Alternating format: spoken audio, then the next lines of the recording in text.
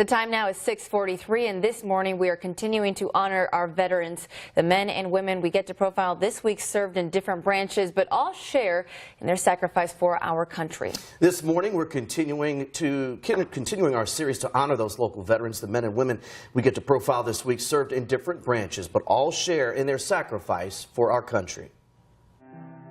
The feeling of loyalty, of patriotism was just so sky high. A chance to serve your country during a time of uncertainty. It's a little scary to think what the world would be like if America had not entered World War II. Leaving everything familiar for everything foreign. It was just a part of growing up. Boot camp, bringing both adversity and accomplishment. It was a little tough, and I never could do push-ups. I enjoyed the march. We learned how to march. We really did learn how to march. Memories made in America and abroad. And that was the worst place you ever saw. It was out in West Texas, and we got off the train, and this lieutenant says, "Well, it'll grow on you." And we decided, yeah, so did warts, but who wanted them? It was just brown, nothing green, brown. We landed in Normandy 19 days after D-Day, and it made me appreciate and admire the men who went in on D-Day, actually, to imagine what they went through. It was bad enough for us 19 days afterward. Some moments easier to relive than others. The thing I remember the most was the bitterly cold winter at that time.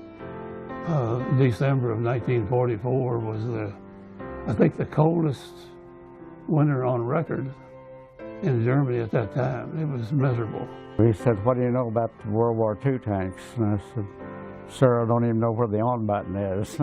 Living through history while coming face to face with those who made it.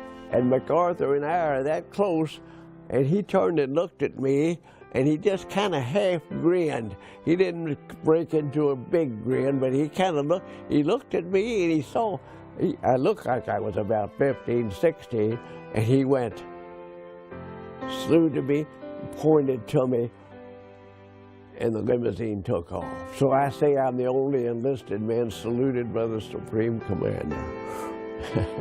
That's my claim to fame. The experiences of a lifetime that have stayed with them ever since. I think it changed everybody. Pretty awesome stories right there. Yeah, a lot of different faces, but all the same sacrifice. Sarah Wagner and Jonathan Wall, who put that piece together, and all of our pieces on our great veterans, joining us this morning.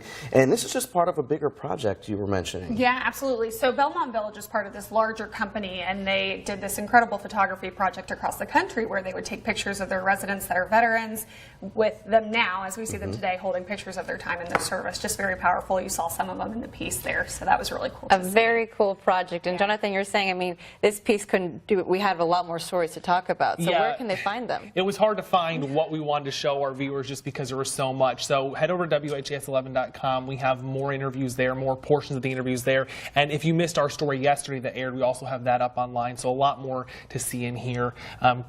Great men and women with some really funny moments, and then some moments that make you just sit back and really be grateful for what they did for us. These stories never get old. Jonathan, Sarah, thank you very much. Let's